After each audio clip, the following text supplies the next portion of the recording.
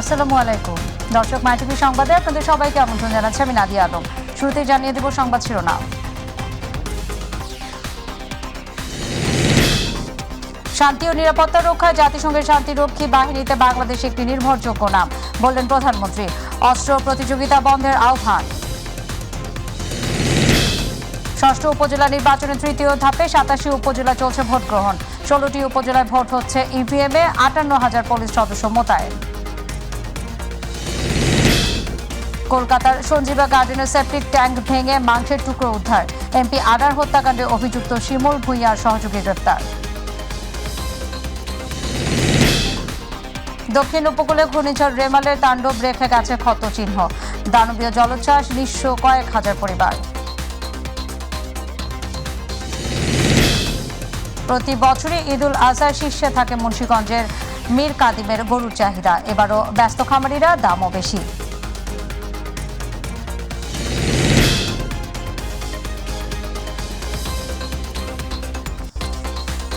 দর্শক, শুনছিলেন শিরোনাম, চলে যাব বিস্তারিত সংবাদে। প্রধানমন্ত্রী শেখ হাসিনা বলেছেন, শান্তি ও নিরাপত্তা রক্ষায় জাতিসংঘের শান্তিরক্ষী বাহিনীতে বাংলাদেশ একটি দায়িত্বশীল এবং নির্ভরযোগ্য নাম। পরিশ্রমী ও নিবেদিত প্রাণ সদস্যদের আত্মত্যাগের কারণেই এই অর্জন সম্ভব হয়েছে। সকালে বঙ্গবন্ধু আন্তর্জাতিক সম্মেলন কেন্দ্রে জাতিসংঘ শান্তিরক্ষী দিবসের অনুষ্ঠানে তিনি এসব কথা বলেন। শান্তির কথা বলেন কেন বিভিন্ন বড় দেশ সংঘাতে লিপ্ত হয় সেই প্রশ্ন রাখেন প্রধানমন্ত্রী। অস্ত্রের জন্য অর্থ ব্যয় না করে দারিদ্র্য নিপীড়িত মানুষের জীবনমান উন্নয়নে অর্থ ব্যয় করতে বিশ্ব নেতাদের প্রতি আহ্বান জানান তিনি। বিভিন্ন দেশে শান্তি রক্ষায় বর্তমানে বহুমাত্রিক জটিল পরিস্থিতির মোকাবেলা করতে হচ্ছে, তাই সময়োপযোগী প্রশিক্ষণ এবং আধুনিক প্রযুক্তি সংযোজন করে শান্তিরক্ষীদের প্রস্তুত রাখা হয়েছে বলেও জানান প্রধানমন্ত্রী শেখ হাসিনা। শান্তি ও নিরাপত্তা বজায় রাখা বৈশ্বিক প্রচেষ্টায় বাংলাদেশ আজ একটি দায়িত্বশীল ও নির্ভরযোগ্য নাম। আমরা সর্বজনীন স্বীকৃত এবং বিশ্বের বুকে রোল মডেল।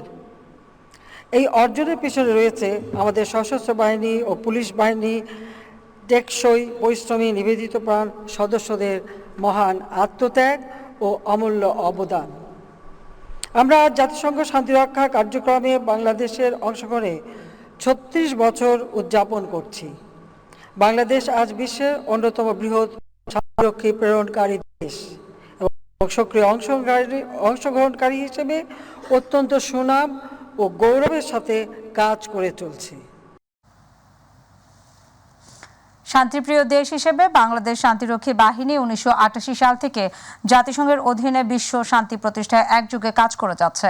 বর্তমানে জাতিসংঘ শান্তিরক্ষা মিশনের সৈন্য প্রেরণকারী দেশ হিসেবে বাংলাদেশের নাম রয়েছে সম্মানের শিখরে। কিন্তু সম্প্রতি একটি মহল জাতিসংঘে বাংলাদেশি শান্তিরক্ষী বাহিনীর সদস্যদের নিয়ে শুরু করেছে ষড়যন্ত্র। বিদেশি সংবাদ মাধ্যমে এমন প্রতিবেদন উদ্দেশ্যমূলক এবং একপেশে বলে মনে করেন সেনাপ্রধান। আতিকুর রহমান তিতাসের রিপোর্ট।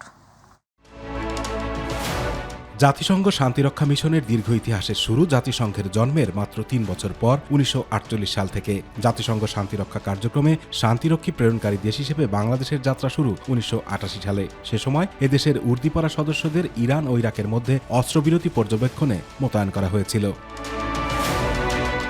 বর্তমানে জাতিসংঘ শান্তিরক্ষা মিশনের সৈন্য প্রেরণকারী দেশ হিসেবে বাংলাদেশের নাম রয়েছে এক অন্যতম সম্মানের শিখরে। শান্তিরক্ষা মিশনে সেনা ও পুলিশ সদস্য পাঠানো বৃহত্তর দেশ হিসেবে বাংলাদেশ গত 35 বছরে সাহসিকতা, সক্ষমতা, নির্ভরতা, নেতৃত্ব ও পেশাদারিত্বের মাধ্যমে অত্যন্ত মর্যাদা অর্জন করেছে। বর্তমানে মালি, দক্ষিণ সুদান, সেন্ট্রাল আফ্রিকান রিপাবলিক ও কঙ্গো প্রজাতন্ত্রের মতো কঠিন কিছু জায়গা সহ 10টি মিশনে বাংলাদেশের প্রায় 7,000 শান্তিরক্ষী কাজ করছেন। জাতিসংঘ মহাসচিবের শান্তিরক্ষা এজেন্ডার প্রতি সমর্থন জানিয়ে এবং নারী শান্তিরক্ষীর সংখ্যা বৃদ্ধিতে তার আহ্বানে সাড়া দিয়ে বাংলাদেশ নারী শান্তিরক্ষী পাঠাতেও শুরু করেছে। জাতিসংঘ শান্তিরক্ষা কার্যক্রমে বাংলাদেশ বড় এক অংশীদার। 35 বছর ধরে ব্লু হেলমেটের অধীনে বিশ্বের বিভিন্ন বিরোধপূর্ণ দেশে শান্তি ও নিরাপত্তা প্রতিষ্ঠায় বাংলাদেশ কাজ করে যাচ্ছে। কিন্তু সম্প্রতি একটি মহল জাতিসংঘে বাংলাদেশি শান্তিরক্ষী বাহিনীর সদস্যদের নিয়ে শুরু করেছে ষড়যন্ত্র। সাবেক সেনাপ্রধানের বিরুদ্ধে নিষেধাজ্ঞা ও বিদেশি সংবাদ মাধ্যমে শান্তিরক্ষীদের প্রশ্নবিদ্ধ করে প্রচারণা এ অপতৎপরতার অংশ হতে পারে বলে মনে করেন সেনাপ্রধান জেনারেল SM শফিউদ্দিন আহমেদ। এই অসাধু উদ্দেশ্য নিয়ে কিছু করার চেষ্টা করছে, তাদেরকে আমরা সর্বাত্মকরণে ভুল প্রমাণিত করতে চাই। আশা করছি ইনশাল্লাহ আমরা আমাদের দেশপ্রেম, পেশাদারিত্ব এবং সর্বোপরি জাতিসংঘ পরিমণ্ডলে আমাদের যে দায়িত্ব যেভাবে পালন করে এসেছি সেভাবে করে এই সমস্ত ষড়যন্ত্রের সঠিক জবাব দিতে পারবো ইনশাল্লাহ। আতিকুর রহমান তিতাস, মাই টিভি। ষষ্ঠ উপজেলা নির্বাচনের তৃতীয় ধাপে 87 উপজেলায় চলছে ভোট গ্রহণ। সকাল 8টায় শুরু হওয়া এই ভোট গ্রহণ চলবে বিকেল 4টা পর্যন্ত। তৃতীয় ধাপে 109টি উপজেলায় নির্বাচনের প্রস্তুতি নেয় নির্বাচন কমিশন। তবে ঘূর্ণিঝড় রেমালের ক্ষয়ক্ষতির কারণে স্থগিত করা হয়েছে 22 উপজেলার ভোট। এই ধাপে ভোটার 2 কোটির ওপরে। এর মধ্যে 16টি উপজেলায় ভোট হচ্ছে ইভিএমে এবং বাকিগুলোতে হচ্ছে ব্যালট পেপারে। এ ধাপে প্রায় 58,000 পুলিশ সদস্য মোতায়েন করা হয়েছে, সাথে থাকছে লক্ষাধিক আনসার সদস্য। এই ধাপে এরই মধ্যে বিভিন্ন পদে 12 জন প্রার্থী বিনা প্রতিদ্বন্দ্বিতায় নির্বাচিত হয়েছেন। এর আগে ঘূর্ণিঝড় রেমালের প্রভাবে 2 দফা মোট 22 উপজেলার ভোট স্থগিত করে নির্বাচন কমিশন।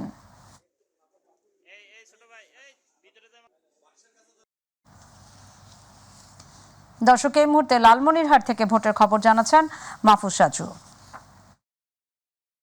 সৌদা, প্রথমে একটি তথ্য দিয়ে শুরু করতে চাই। লালমনিরহাটের 5টি উপজেলা নিয়ে মূলত লালমনিরহাট জেলা গঠিত। এর মধ্যে 4টি উপজেলায় কিন্তু এবারে ষষ্ঠ উপজেলা পরিষদ নির্বাচনের 2টি ধাপে, প্রথম এবং দ্বিতীয় ধাপে কিন্তু নির্বাচন অনুষ্ঠিত হয়েছে।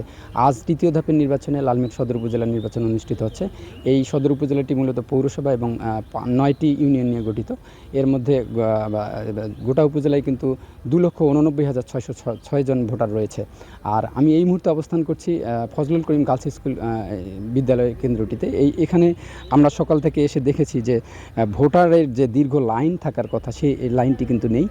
উপরন্তু আমরা প্রিজাইডিং অফিসারের সাথে কথা বলেছি, তিনি যেমনটি জানিয়েছেন যে গত 3 ঘন্টায় কিন্তু গোটা কেন্দ্রে মাত্র 18টি ভোট পড়েছে। শুধু এই কেন্দ্র না, আমরা সকাল থেকে বেশ কয়েকটি কেন্দ্র ঘুরেছি, সেখানে আমরা দেখেছি যে অধিকাংশ কেন্দ্রেই কিন্তু 30 থেকে 40টি অথবা 50টি এর মধ্যেই কিন্তু ভোট পড়েছে 3 ঘন্টায়, প্রথম 3 ঘন্টায়। তো নির্বাচনের চিত্র এই। আর যদি অন্য আরেকটি তথ্য দেই তাহলে বলতে হয় যে লালমনিরহাটের যে ভোটের উৎসব, সেটা কিন্তু নির্বাচনের প্রচারণায় যেমন ধিমে তালে চলছিল, শেষের দিকে এসে যদিও বা একটু নির্বাচনের প্রচারণাটা বাড়িয়ে দিয়েছিল আপনার প্রার্থীরা, ঠিক নির্বাচনের ভোটের দিনে কিন্তু ভোটারদের যে উৎসব, সেই উৎসবটা কিন্তু লক্ষ্য করা যাচ্ছে না। তো সব মিলিয়ে এই ছিল লালমনিরহাটের নির্বাচনের সবশেষ খবর। সাজু, আপনাকে ধন্যবাদ। দর্শক, এই মুহূর্তে পাবনা থেকে ভোটের খবর জানাচ্ছেন প্রতিনিধি নাহিদ মিয়া। ধন্যবাদ আপনাকে। ষষ্ঠ উপজেলা পরিষদ নির্বাচনের তৃতীয় ধাপে পাবনায় 3টি উপজেলায় ভোট গ্রহণ চলছে। উপজেলা 3টি হলো পাবনা সদর উপজেলা, ঈশ্বরদী এবং আটঘরিয়া উপজেলা। 1টি পৌরসভা এবং 10টি ইউনিয়ন নিয়ে পাবনা সদর উপজেলার মোট ভোটার সংখ্যা 4,93,349 জন। এর মধ্যে পুরুষ ভোটার আছেন 2,50,612 জন এবং মহিলা ভোটার আছেন 2,42,733 জন এবং হিজড়া ভোটার মোট 4 জন। তো পাবনা সদর উপজেলায় মোট ভোট কেন্দ্রের সংখ্যা 163টি এবং মোট ভোট কক্ষের সংখ্যা 1,443টি। তো দর্শক, পাবনা সদর উপজেলায় চেয়ারম্যান পদে প্রতিদ্বন্দ্বিতা করছেন মোট 5 জন, পুরুষ ভাইস চেয়ারম্যান পদে প্রতিদ্বন্দ্বিতা করছেন 12 জন এবং মহিলা ভাইস চেয়ারম্যান পদে প্রতিদ্বন্দ্বিতা করছেন মোট 2 জন। তো এখানে আমরা এই কেন্দ্রে যথেষ্ট ভোটারের উপস্থিতি দেখতে পাচ্ছি। আমরা দেখতে পাচ্ছি এখানে ভোটাররা সারিবদ্ধভাবে তাদের ভোটাধিকার প্রয়োগ করে তারা লাইনে দাঁড়িয়েছেন এবং দলে দলে এবং আরও অনেক ভোটার এখানে প্রবেশ করছে। ভোটার বেলা বাড়ার সাথে সাথে ভোটারের সংখ্যাও বাড়ছে। নাহিদ, আপনাকে ধন্যবাদ। দর্শক, এই মুহূর্তে নেত্রকোনা থেকে ভোটের সার্বিক পরিস্থিতি জানাচ্ছেন প্রতিনিধি আনিসুর রহমান। ধন্যবাদ। আপনি জানেন যে নেত্রকোনার মদন এবং মোহনগঞ্জ উপজেলা পরিষদের তৃতীয় ধাপে নির্বাচন আজ সকাল 8টাতে ভোট গ্রহণ শুরু হয়েছিল। এখন সকাল গড়িয়ে এখন দুপুর হয়েছে। ভোটাররা কিন্তু নির্বিঘ্নে ভোট কেন্দ্রে এসে তারা ভোট প্রদান করতে পারছেন। প্রতিটি কেন্দ্রে কিন্তু ভোটারের উপস্থিতি কিন্তু আমরা বেশ লক্ষ্য করছি এবং সব কেন্দ্রগুলোতে কিন্তু নারী ভোটারের উপস্থিতি আমরা বেশ লক্ষ্য করছি। এখন এই মুহূর্তে দাঁড়িয়ে আছি যে মদন উপজেলার গোবিন্দশ্রী দারুল উলুম দাখিল মাদ্রাসার একটি ভোট কেন্দ্রে। এখানে আপনাকে যদি দেখায় যে নারী ভোটারের উপস্থিতি কিন্তু রীতিমতো প্রতিটি কেন্দ্রের মতো এখানেও কিন্তু কম নেই। ভোটাররা যেন শান্তিপূর্ণভাবে ভোট কেন্দ্রে এসে ভোট প্রদান করতে পারেন, আইন শৃঙ্খলা বাহিনী তৎপর রয়েছেন। এই মুহূর্তে আমি একটু জানতে চাইবো যে এখানে যে কেন্দ্রের দায়িত্বে রয়েছেন প্রিজাইডিং কর্মকর্তা সোহেল রানা, ওনার কাছ থেকে জানতে চাইবো যে আসলে নির্বাচনী পরিবেশে এখানে কেমন এবং কতগুলো ভোটার এখানে রয়েছে। এখান দিয়ে মোট ভোটার সংখ্যা 2665। ভোটাররা সকাল থেকেই সুন্দর সুষ্ঠুভাবে ভোট দিচ্ছেন। ভোটের উপস্থিতি খুবই ভালো, ভোট খুব সুন্দরভাবে আমরা গ্রহণ করছি। যে আমরা দেখতে পেরেছি যে আপনি সরাসরি সব ভোট প্রয়োগ করছেন এখানে। না, আমি এখানে কোনো ভোট প্রয়োগ করি নাই, ভোটাররা এসে ভোট দিচ্ছে। হ্যাঁ, আমার কোনো এখানে ভোট দেওয়ার কোনো আমার নিয়ম নাই। কিন্তু আপনি তো স্বীকার করেছেন আমার কাছে যে আপনি এখানে ভোট দিয়েছেন। আমি ভোট দিই না, তো আমি ভোট দেবো? আমি ভোটারই গেলাম। তাহলে কার ভোট দিয়েছেন আপনি? ভোট না, আমার একজন মুরব্বী মহিলা আসছে, তার ভোটটা আমি বাক্সে ভোট করছি। সেই দায়িত্ব কি আপনাকে দেওয়া হয়েছে? না, আমার দায়িত্ব মুরব্বী হিসেবে আমার কাছে বলতেছে, এই জন্য আমি ঢুকেছি। আমার কোনো দায়িত্ব নেই, এটা দেওয়ার নিয়ম নেই। হ্যাঁ, তাহলে এখানে তো আরো অন্যান্য দায়িত্বশীল লোক রয়েছে। মানুষ অনেক গ্যাদারিং করতেছে, এই জন্য গ্যাদারিং এর জন্য মহিলা তাড়াতাড়ি দিয়ে যাবে, এই জন্য আমার বলতে সাহেব দিলে আমি বাস করতে পারতেছি না, এই জন্য আপনি এইভাবে বাস করে আপনি ভোট প্রদান করছেন। এই তো যে আপনি যা শুনতে পারলেন যে আসলে এখানে প্রিজাইডিং কর্মকর্তা সোহেল রানা তিনি কিন্তু যারা ভোট দিতে আসছেন তাদের ভোট তিনি ব্যালট বাক্সে তিনি নিজেই ভরে দিচ্ছেন। এই ছিল আসলে। আনিসুর, আপনাকে ধন্যবাদ। কলকাতার সঞ্জীবা গার্ডেনের সেপটিক ট্যাঙ্ক ভেঙে সেখান থেকে 3 থেকে 4 কেজি মাংসের টুকরো উদ্ধার করেছে কলকাতা পুলিশ। এই ফ্ল্যাটেই খুন করা হয় বাংলাদেশি এমপি আনোয়ারুল আজিম আনারকে। তবে উদ্ধার হওয়া মাংসের টুকরোগুলো তার কিনা সে বিষয়ে এখনও নিশ্চিত হওয়া যায়নি। রাতে কলকাতার নিউ টাউনের একটি 5 তারকা হোটেলের সামনে এই বিষয়ে সাংবাদিকদের সঙ্গে কথা বলেন ডিবি প্রধান হারুনা রশিদ। তিনি বলেন, মাংসগুলোকে ফরেনসিকের জন্য রাখা হয়েছে, পাশাপাশি ডিএনএ টেস্টও করা হবে। তারপরে বলা যাবে এগুলো মাননীয় সংসদ সদস্য কিনা। সিআইডি পুলিশ অত্যন্ত আন্তরিকতার সহিত কাজ করছে।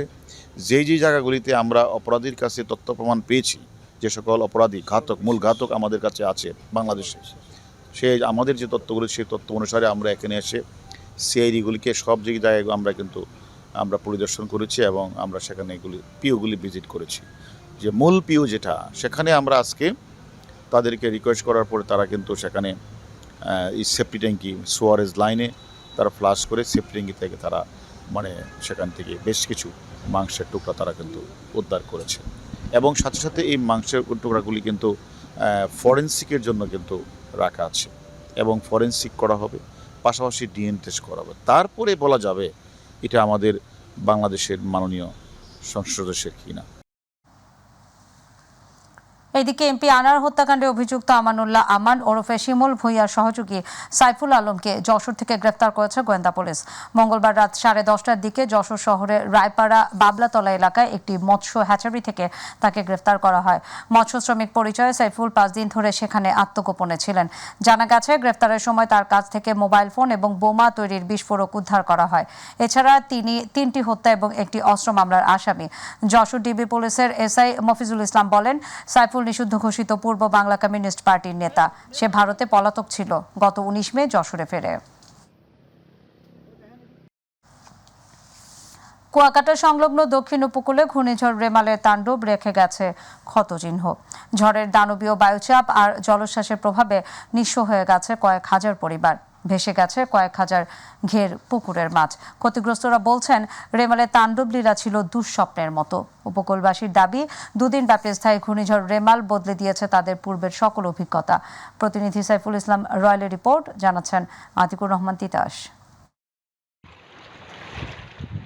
1970 সাল থেকে দীর্ঘ 54 বছরেও এতটা স্থায়ী ও বিধ্বংসী ঘূর্ণিঝড় দেখেনি পটুয়াখালীর কলাপাড়া কুয়াকাটার উপকূলীয় মানুষ। 2 দিন ধরে বয়ে চলা দানবীয় এ ঝড়ের তাণ্ডবে ভেঙে গেছে 8 শতাধিক বাড়িঘর, যার মধ্যে 1.5 শতাধিক সম্পূর্ণ বিধ্বস্ত হয়ে গেছে। এই ঝড়ের কবলে পড়ে স্রোতের টানে ভেসে গিয়ে প্রাণ হারিয়েছে এক যুবক। কয়েক দফা উচ্চ জোয়ারের প্রভাবে অরক্ষিত বেড়িবাঁধ ভেঙে লোকালয়ে পানি প্রবেশ করে নিঃস্ব হয়েছে কয়েক হাজার মৎস্যচাষী।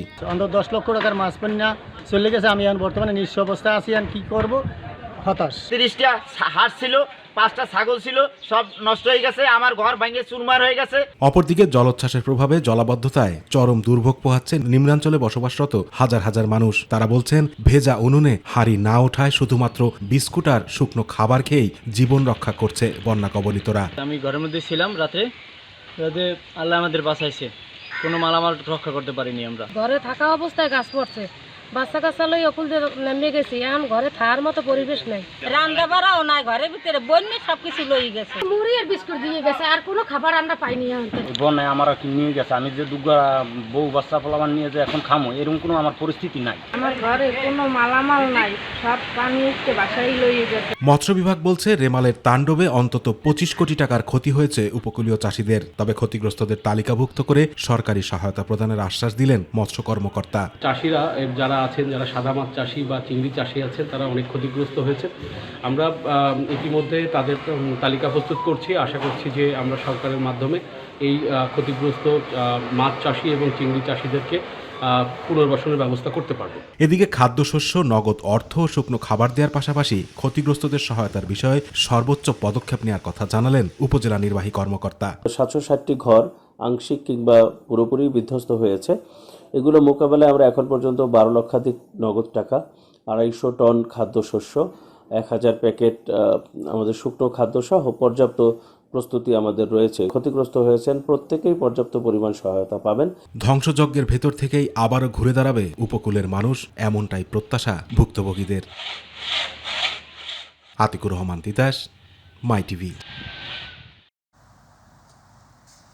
প্রতি বছরে ঈদুল আজহায় মুন্সিগঞ্জের মীর কাদিমের গরুর চাহিদা থাকে বেশি। বিশেষ করে পুরান ঢাকার মানুষের কাছে বেশ প্রিয় ধবধবে সাদা বিশেষ জাতের এই গরু। প্রাকৃতিক উপায়ে লালন করায় এবার ঈদেও চাহিদা শীর্ষে রয়েছে মীর কাদিমের গরু। তবে চাহিদার পাশাপাশি এবার দামও বেশি বলছেন খামারিরা। প্রতিনিধি শেখ মোহাম্মদ রতনের রিপোর্ট, জানাচ্ছেন এস.এম. হামিম। প্রতি বছর কোরবানিতে ক্রেতাদের পছন্দের শীর্ষে থাকে মুন্সিগঞ্জের মীর কাদিমের দবল গরু। শত বছরের প্রাচীন রীতি ধরে রাখতে মুন্সিগঞ্জের মীর কাদিমে বিশেষ যত্নে পালন করা হয় এই গরুগুলো। মীর কাদিমের ধবল গরুগুলো দেখতে অত্যন্ত আকর্ষণীয়। চাহিদা বৃদ্ধি পাওয়ায় হাটে তোলার আগে খামার থেকে বিক্রি হয়ে যায় এই গরু। খামারিরা বলছেন এবার উৎপাদন খরচ বেড়ে যাওয়ায় ধবল গরুর দামও বেশি।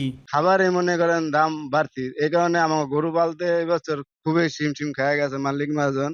গরুর খাবারের দাম মূল্য বেশি এবং গরুর দামও গত বছরের তুলনায় এবার একটু বেশি। ঢাকা রহমতগঞ্জের মাঠে ব্যাপক চাহিদা। এই গরুগুলা দেখতে যেমন সুন্দর, কিন্তু খাদ্য খাওয়া তার চেয়ে আরো সুন্দর। স্থানীয় জাত হওয়ায় এগুলো রোগ প্রতিরোধ ক্ষমতা বেশি এবং মাংস বেশ সুস্বাদু। এছাড়া প্রশিক্ষিত লোক নিয়োগের মাধ্যমে গরুগুলো পালন করা হয়। কোনো সুই মারি না, কোনো ট্যাবলেট খাওয়াই না, কোনো ধরনের কোনো ভেজাল কোনো খাদ্য খাওয়াই না আমরা। অনেক গরুতে অনেক পড়তা পড়ে যায়। পুরান ঢাকা থেকে অনেক বড় বড় পার্টি এসে আমাদের গরু কিনে নিয়ে যাইতেছে। এসব খামারিদের পশুপালনের সহযোগিতার পাশাপাশি বিনামূল্যে পশু চিকিৎসা নিশ্চিত করা হয়েছে বলে জানিয়েছে স্থানীয় প্রাণী সম্পদ অধিদপ্তর। প্রাণী সম্পদ দপ্তরের তত্ত্বাবধানে হৃষ্টপুষ্টকরণ করা হয়েছে। এগুলোতে কোনো স্টেরয়েড, কেমিক্যাল, হরমোন ব্যবহার করা হয় নাই। দেশীয় খাবার, কাঁচা ঘাস, দানাকার খাদ্য খাওয়া মোটা তাজাকরণ করা হয়েছে। চলতি বছর মীর কাদিমে 13টি খামারে 4 শতাধিক ডবল গরু প্রস্তুত করেছে খামারিরা। এস.এম. হামিম, মাই টিভি। হযরত শাহজালাল বিমানবন্দরে স্বর্ণ পাচারের অভিযোগে সৌদি এয়ারলাইন্সের কেবিন ক্রু রোকেয়া খাতুনকে আটক করেছে এনএসআই, কাস্টমস ও এপিবিএন এর সদস্যরা।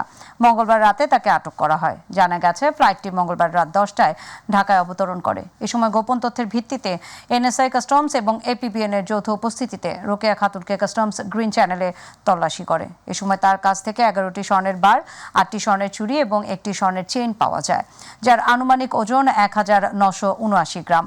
অভিযুক্তের বিরুদ্ধে বিমানবন্দর থানায় বিশেষ ক্ষমতা আইনে মামলা করা হয়েছে। দর্শক, সাথে থাকার জন্য ধন্যবাদ। আমাদের পরবর্তী সংবাদ দেখার আমন্ত্রণ জানিয়ে বিদায় নিচ্ছি আমি নাদিয়া আলম। আল্লাহ হাফেজ।